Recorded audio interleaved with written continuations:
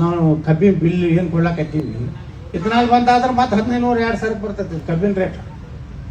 ಉದ್ದೇಶಪೂರ್ವಕವಾಗಿ ನಮ್ಮ ದೇಶದ ವ್ಯವಸ್ಥೆನ ಬುಡಬೇಲ್ ಮಾಡುವಂಥವ್ರು ಮಂದಿ ಈ ದೇಶನಾಗ ಅದಾರ. ಹೆಚ್ಚು ದೇಶದ್ರೋಹಿಗಳು ಇರೋಂಥ ಜಗತ್ತಿನಾಗ ಯಾವ್ದಾರು ಇದ್ರೆ ಅದು ಭಾರತ. ಯಾವ ದೇಶನಾಗ ತಮ್ಮ ದೇಶದ ವಿರುದ್ಧ ಕೆಲಸ ಮಾಡೋದಲ್ಲ, ಆದ್ರೆ ಇಲ್ಲಿ ಮಾತ್ರ ಅಂಥವ್ರು ಭಾಳ ತುಂಬಿ ತುಳುಕ್ಲಾಕತ್ತಾರ. ಈಗ ಇಸ್ರೇಲ್ದಾಗ ಹೋದ್ರ ಇಸ್ರೇಲ್ದಾಗ ಒಬ್ರು ದೇಶದ್ರೋಹಿ ಸಿಗುದಿಲ್ಲ, ಒಬ್ರು ಇಲ್ಲಿ ತುಂಬ ತುಳ್ಕೊಳಕತ್ತಾರ. ಯಾವಾಗ ದೇಶ ಹಾಳಾಗಲಿ ದೇಶ ಹಾಳಾಗಲಿ ದೇಶ ಅವ್ರ ತಲೆಯಾಗ ಅದೇ ಇರ್ತದೆ. ಅಂದ್ರೆ ನೀ ಯಾಕೆ ಇದನ್ನು ಹೇಳ್ತೀನಿ ಅಂದ್ರೆ ಒಮ್ಮೊಮ್ಮೆ ಪ್ರಚಾರಗಳನ್ನು ಈ 125 ರೂಪಾಯಿ ಅಂದ್ಕೊಂಡು ಸುಮ್ ಕೂತ್ರಿ ಎಲ್ಲರೂ. ಪ್ಯೂರ್ ಪೆಟ್ರೋಲ್ ಬೇಕಾ, ಇಲ್ಲ ವಿಮಾನಕ್ಕೆ ಹಾಕೋದ್ಬೇಕಂದ್ರೆ 175 ಅಂದ್ರು ಅದನ್ನ ಹಾಕ್ಲಿಕ್ಕಾಗ್ತದೆ. ಏನಿಲ್ಲ ಯಾವ್ಯಾವ ಒಂದು 2 ಕಿಲೋಮೀಟರ್ ಕಡಿಮೆ ಬರ್ಬೋದು ಒಂದು ಗಾಡಿಗೆ.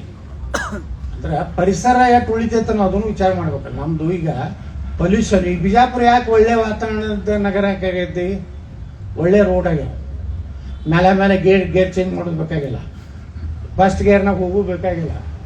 ಅದು ಏನಾಗ್ತದೆ ಪೊಲ್ಯೂಷನ್, ಫಸ್ಟ್ ಗೇರ್ನಾಗ ಹೋದ್ರೆ ಹೆಚ್ಚು ಪೊಲ್ಯೂಷನ್ ಆಗ್ತದೆ.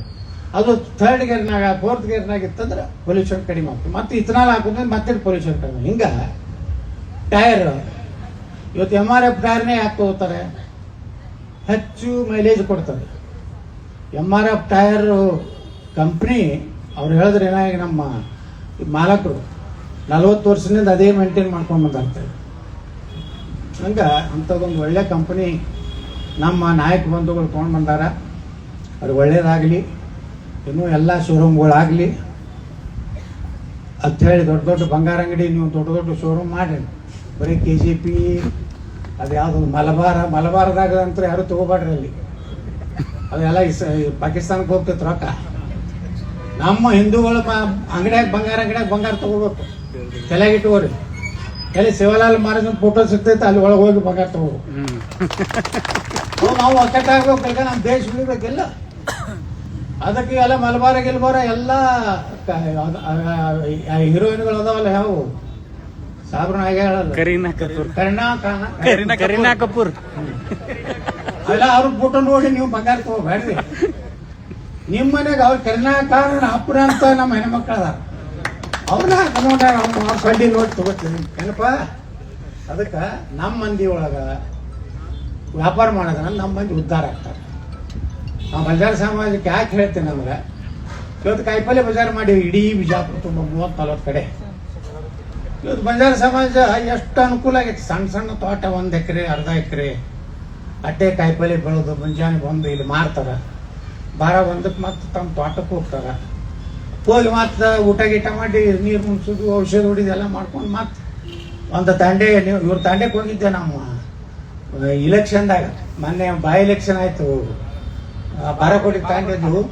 ಅಲ್ಲಿ ನಮ್ಮ ಇವರು ವಿಜು ಬಿರಾದನ್ ಮಗನ ನಿಂದಿಸಿದ್ವಿ, ಅವ್ರ ತಂದೆ ತೀರ್ಕೊಂಡಿದ್ದಕ್ಕ.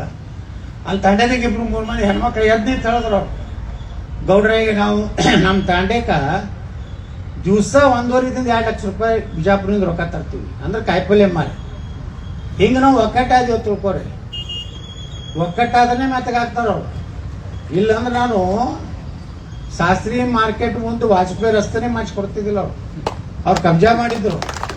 ಇವತ್ತು ನಮ್ಮ ಯಾರು ಹಳ್ಳಿಯಾಗಿನ ಮಂದಿ ಬಂದು ಕಾಯಿಪಲ್ಯ ಮಾರೋರಿಗೆ ಎಲ್ಲ ತೊಂದರೆ ಕೊಡ್ತಾರ ಬಿಜಾಪುರ. ಮೊದಲು ಹೆಂಗೆ ಬೂಟ್ಗಾಲಿ ಓದಿತ್ತಿದ್ರು ಅವ್ರು ಬಂದು ಇಟ್ಟು ರೊಕ್ಕ ಕೊಡ್ಲಿಲ್ಲ ಅಂದ್ರೆ. ಇಲ್ಲಕಂದ್ರೆ ಆ ಭಾಗವನ್ರಿಗೆ ನೀವು ಕೊಡಬೇಕು, ಇಲ್ಲಂದ್ರೆ ನಿಮ್ಗೆ ಕಾಯಿಪಲ್ಯ ಕೂತು ಮಾಡಿಸ್ಕೊಡ್ತಿದ್ದಿಲ್ಲ.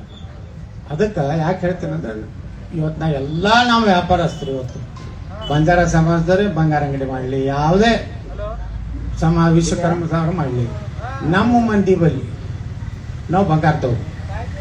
ಈಗ ನಾವು ಸಹಿತ ಅಂಥ ದೊಡ್ಡ ಶೋರೂಮ್ಗೆ ಹೋಗೋದಿಲ್ಲ. ಅಲ್ಲೇ ನಮ್ಮ ಸೋಲಾಪುರ ದೇಶಪಾಂಡೆ ಅವರು ಇವರು ಎಲ್ಲ ಇನ್ನೊಬ್ಬ ನಮ್ಮ ದೋಸ್ತದ ನಾವು ಎಲ್ಲದ ನಾವು ಇವನು ಮಂಗಲ ಐತಲ್ಲ ಅಂಗಡಿ, ಮನೆ ಹೋಗಿ ಕೂತಿದ್ದೆ ಸಂಕ್ರಮಣದಾಗ. ರಾಠೋಡ್ ಏನು ಹೆಸರು ಅವನು? ಬಾಬು ಎಲ್ಲ ಒಳ್ಳೇದು ಮಾಡ್ಕೊಂಡ್ರಿ, ಅನುಕೂಲ ಆಗೈತಿ. ಮತ್ತು ಸಮಾಜನೂ ಒಕ್ಕಟ್ಟು ಏನಾದರೂ ತಾಂಡೆಗೆ ಗೌಡ ಇದ್ದೇ ಇರ್ತಾನ, ನಾಯಕ ಇರ್ತಾನ, ಕಾರ್ಬಾರ್ ಇರ್ತಾನ, ಯಾಕೆ ಬೇಕಾದ್ರೆ IAS ಆಫೀಸರ್ ಆದ್ರೂ ಗೌಡ್ರ ತಾಂಡೆ ಸಿಸ್ಟಮ್ ಏನೂ ಬಿಟ್ಟಿಲ್ಲ. ಇದು ನಾವು ಮೆಚ್ಚಬೇಕು. ಯಾಕಂದ್ರೆ ಎಲ್ಲ ಒಂದೊಂದು ಸಮಾಜ ಏನಂತವು ಒಂದು ಅನುಕೂಲ ಆದ್ಮ್ಯಾಗ ತಿರಸ್ಕಾರ ಮಾಡ್ತಾರೆ ತಮ್ಮ ಸಮಾಜ ಬಗ್ಗೆ, ತಮ್ಮ ಇದ್ರ ಬಗ್ಗೆ. ಆದರೆ ಬಂಜಾರ ಸಮಾಜ ಮಾತ್ರ ಆ ಒಕ್ಕಟ್ಟ, ಒಂದು ಪ್ರೀತಿ. ಹೌದು. ಇಲ್ಲಿ ನಮ್ಮಲ್ಲಿ ನಮ್ಮ JSS ಹಾಸ್ಪಿಟಲ್ CEO ಅವರೇ ಅದಾರ, ನಮ್ಮ ರಾಜೇಂದ್ರ ನಾಯ್ಕ, ರವಿ ನಾಯ್ಕ. ಯಾವ ತಂಡೆ? ಅರಕೇರಿ ತಂಡದ ನಮ್ಮ ಈಗ ನಮ್ಮ ಹಾಸ್ಪಿಟಲ್ದು ಅವರೇ ಚೀಫ್ ಎಕ್ಸಿಕ್ಯೂಟಿವ್ ಆಫೀಸರ್ ಅದ. ಅಲ್ಲಿಂದ ಭಾಳ ಮಂದಿ ಡಾಕ್ಟರ್ ಒಳಗೂ ಭಾಳ ಫೇಮಸ್ ಡಾಕ್ಟರ್ಗಳು ಅದಾರ. ಹಿಂಗೆಲ್ಲ ಒಳ್ಳೆ ರೀತಿಯಿಂದ ಇವತ್ತು ಬಂಜಾರ ಸಮಾಜ ಬೆಳಿಲಕ್ಕತ್ತದ. ಬೆಳೀಲಿ, ಒಳ್ಳೇದಾಗಲಿ.